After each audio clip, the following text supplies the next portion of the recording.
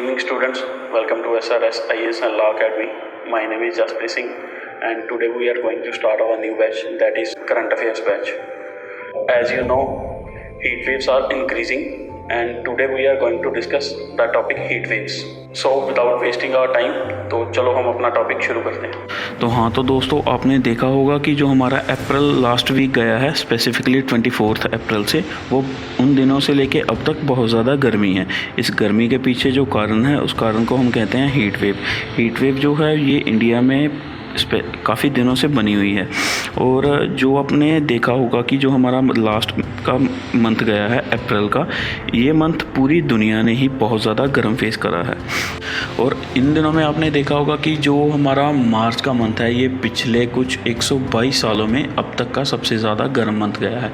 ये जैसा कि आप देख सकते हैं, ये मार्च 2021 में हमारे यहाँ पे इंडिया में कोई इतना ज़्यादा खास कोई स्टेट ऐसी नहीं थी जहाँ पे हीट बहुत ज़्यादा थी। और 2022 में ये देखिए आपने, जितने भी स्टेट्स हाईलाइट हो रही हैं, ये सारे 40 डिग्री अबव टेम्परेचर की हैं। इसमें 2022 में टेम्परेचर बहुत ज़्यादा मार्च के मंथ में शो कर रहा है। इस वजह से कहा जा रहा है कि इंडिया ने मार्च का मंथ जो है पिछले 122 सालों में से सबसे ज़्यादा हॉटेस्ट फेस करा है। और इसके पीछे जो कारण होता है, वो कारण है सारा हीट वेव का। जो हीट वेव है, इसको हमारे IMD जो यानी कि हमारे इंडियन मेट्रोलॉजी डिपार्टमेंट जो है, उन्होंने एक इसका क्राइटेरिया मेंशन करा है कि हम हीट वेव किसे कहेंगे और स्फीयर हीट वेव किसे कहेंगे। इसमें क्या होता है कि जब किसी प्लेन एरिया का टेम्परेचर, अब IMD ने प्लेन एरिया का टेम्परेचर जो है वो 40 डिग्री एक रखा हुआ है। अगर वहाँ पे 40 डिग्री टेम्परेचर है तो वो नॉर्मल है। अगर 40 डिग्री से टेम्परेचर 4.5 डिग्री ज़्यादा राइज़ कर जाए, यानी कि 40 डिग्री का टेम्परेचर जो है वहाँ पे अगर टेम्परेचर 4.5 डिग्री ज़्यादा यानी कि 44.5 हो जाए या 45 डिग्री हो जाए, तो उसको हम हीट वेव कहेंगे। और वहीं पे अगर उस एरिया का टेम्परेचर नॉर्मल टेम्परेचर से 6.4 डिग्री ज़्यादा राइज़ कर जाए, यानी कि वहाँ का टेम्परेचर 46.4 डिग्री या 47 डिग्री हो जाए, तो उसको हम स्फीयर हीट वेव में काउंट करेंगे।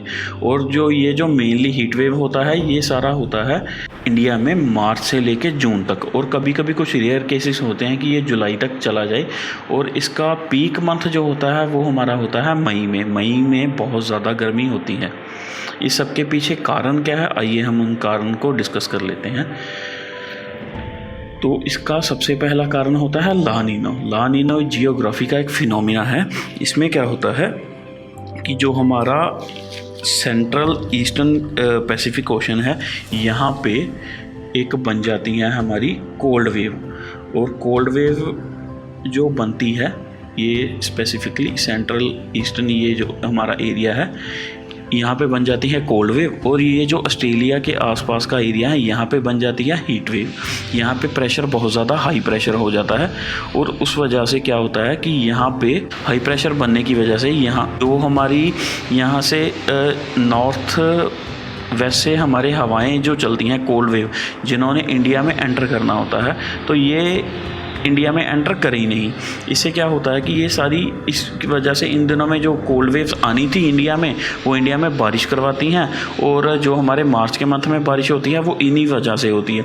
और यहाँ पे जो ऑस्ट्रेलिया में हमारा हाई प्रेशर बना हुआ है, इस वजह से ये कोल्ड वेव्स जो हैं ये इंडिया में एंटर कर नहीं पाई और इंडिया में बारिश हुई नहीं इन दिनों में। और इसका जो दूसरा कारण है, इसमें क्या होता है, एक एंटी साइक्लोनिक सर्कुलेशन बनती है। ये बनती है सब ट्रॉपिकल वेस्टर्ली जेट स्ट्रीम की वजह से। ये जो है सब ट्रॉपिकल वेस्टर्ली बनती है, ये ज़मीन से कम 13 किलोमीटर की ऊंचाई पे चलती है और इनकी स्पीड बहुत ज़्यादा होती है। मार्च के दिनों में ये जो चलती हैं, ये बहुत ज़्यादा गर्म होती हैं। और ये गर्म होने के कारण ये क्या करती हैं, अब जब ये वेस्टर्ली चलती हैं तो ये रिज बनाती हैं। जैसा कि आप यहाँ पे देख रहे हो, ये एक रिज बना रही हैं। और इस रिज में क्या होता है कि रिज के जो ईस्टर्न साइड में अगर हम देखें, तो रिज के ईस्टर्न साइड में ये बनाती हैं हाई प्रेशर। और यहीं पे अगर दूसरी साइड की रिज को देखें, तो इस रिज के ये ईस्टर्न साइड में बनाएगी लो प्रेशर। और ये इसकी वजह से ये जो है, ये लो प्रेशर बना हुआ है। यहाँ पे क्या होता है कि ये एक हवा को नीचे की नीचे ट्रैप करके रखता है, जिसकी वजह से बन जाता है एक हीट डोम। तो इसका दूसरा कारण क्या है, आइए हम उसको डिस्कस करते हैं। दूसरा कारण इसका है हीट डोम। हीट डोम में क्या होता है कि जब किसी एरिया का टेम्परेचर जो है वो अगर राइज़ कर जाता है तो वहाँ पे क्या होता है कि जो उस एरिया में हवा है वो ऊपर की तरफ चलना शुरू हो जाती है।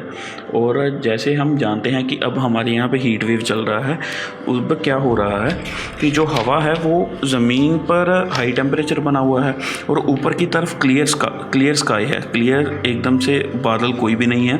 क्लियर स्काई होने की वजह से जो सूरज की धूप है वो सीधी ज़मीन पे आके पड़ रही है और ज़मीन और ज़्यादा गर्म हो रही है। और यहाँ पे क्या हो रहा है कि ज़मीन गर्म होने की वजह से जो हवा है वो हवा ऊपर की तरफ चलना शुरू हो गई है और ऊपर की तरफ से हमारी जेट स्ट्रीम जो है वो वहाँ पे उस हवा को ऊपर जाने नहीं दे रही, वो उसको दबा रही है। और उस वजह से एक क्या हो रहा है कि वहाँ पे एक जो जेट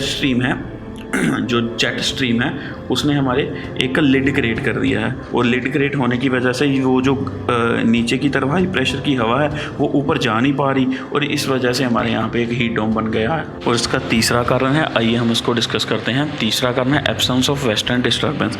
वेस्टर्न डिस्टर्बेंस क्या होता है, जो हमारा मेडिटेरेनियन सी है यहाँ पे एक एंटी साइक्लोनिक सर्कुलेशन होता है जिसको हम एक्स्ट्रा ट्रॉपिकल साइक्लोन कहते हैं। ये एक्स्ट्रा ट्रॉपिकल साइक्लोन जब बनते हैं ये क्या करते हैं कि इंडिया की तरफ मूव करना शुरू कर जाते हैं और ये इंडिया की तरफ आते हुए मेडिटेरेनियन सी, कैस्पियन सी और पर्शियन गल्फ से मॉइस्चर लेके आते हैं और मॉइस्चर ये जो लेके आते हैं यहाँ पे इंडिया में एंटर करते हुए ये इंडिया में बारिश करवाते हैं। और इस साल क्या हुआ है कि हमारा जो वेस्टर्न डिस्टर्बेंस है वो इस साल मिसिंग है। इस साल वेस्टर्न डिस्टर्बेंस बना नहीं है। इस वजह से इंडिया में गर्मी और ज़्यादा हो रही है और हीट वेव और बन रही है। तो ये था हमारा हीट वेव का टॉपिक। Thank you.